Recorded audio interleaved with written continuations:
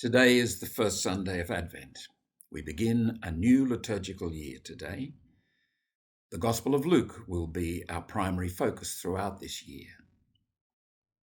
Today, the Gospel text is taken from the 21st chapter of Luke's Gospel, verses 25 through 28 and 34 through 36. This Gospel has a certain ambiguity about it, and I'd like to reflect on that insofar as it offers us a deeper reflection, a practical reflection on the role of fear. First of all, a couple of comments about emotion generally. Emotions are God's gift. Emotions enable us to connect with the world, for good or ill. Emotions in and of themselves are neither good nor bad. I may feel angry, I may feel sad, I may feel delighted, I may feel joy, I may feel afraid. All of that is part of the God-given capacity to engage people, events, and things. At their best, emotions, as the etymology of the word implies, they move us. They put us in motion in a way that is constructive and enjoyable, enable us to connect with people in a way that is life-giving.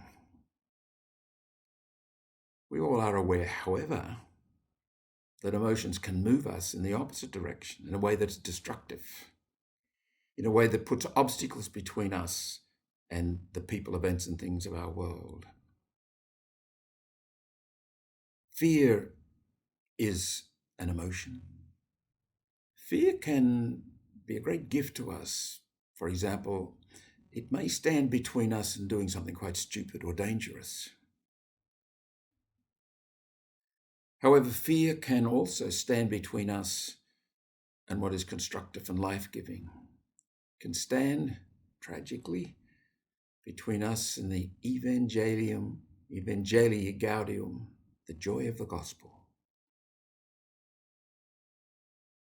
Today's text speaks of signs in the sun and the moon and the stars. It talks of distress. It talks of people fainting with fear. If we were to just stop there, we could be set in motion with fear that in fact becomes destructive. The next sentences are absolutely crucial. Yes, there is a certain amount of healthy fear, which translates as awe in the presence of God, and indeed a fear of doing things that are destructive. That's entirely useful. But the fundamental import of this text is not fear. It's not to make us afraid of God, to live our lives out motivated by fear. Listen to the next two sentences. The Son of Man is coming with power and glory. That's what it's about. And so those of us who are disciples are asked to stand up. Raise your heads because your redemption is drawing near. This is a text of joy. Obviously, if we live lives that are at odds with who and what we are, what God wants to give us, how God wants to love us into freedom, we have reason to fear that moment. But not if you're a conscientious, faithful disciple of the Lord. It's a moment of joy. Here a question comes to my mind. Is it possible that some people actually have a vested interest in evoking the fear? Maybe a pathological interest in invoking the fear. That is actually a perversion of the life and teaching of Jesus. If we continue to look at Luke's gospel, I single out two paradigmatic stories. I say they're paradigmatic because I think they, as it were, sum up the incarnation as seen through the eyes of Luke. They sum up the life and teaching of Jesus, the good news. And they are the majestic stories of the Good Samaritan and the prodigal son. these stories don't evoke fear. They evoke a sense of the mercy of God, God reaching out to us to embrace us, even in our tininess and our brokenness and our silliness and our stupidity and our sinfulness. God reaches out to us and invites us to be part of that reaching out to the world. What emotions does this evoke in you? Fear? I'd suggest you've not heard the parable if it's evoking fear in you. I think it's reason for rejoicing. It's reason for confidence. It's reason to feel good about the good news. Notwithstanding this truth, it must be said that in our Catholic history, fear has been used as a major motivating force. You'd have to wonder why. It doesn't have any basis in the person and teaching of Jesus if you understand the person and teaching of Jesus. Is it about control? I don't know the answer to that actually, but it puzzles me and troubles me because so many people have this fear deeply embedded in their psyches in a way that doesn't allow them to enjoy the good news.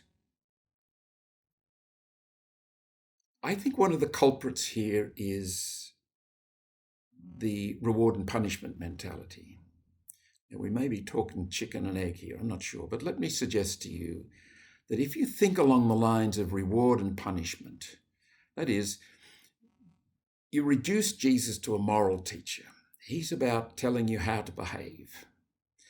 And you reduce the Bible to a moral map, and you find there instructions on how to behave. And if you behave well, you get rewarded.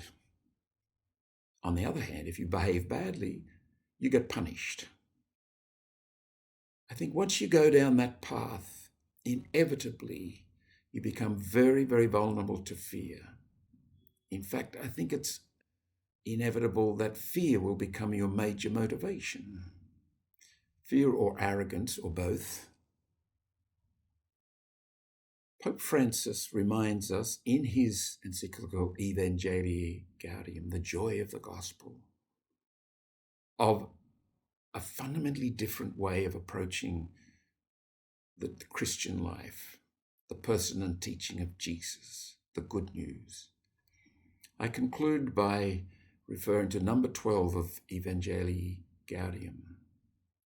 Reflect on it. Pope Francis says, the life of the church should always reveal clearly that God takes the initiative,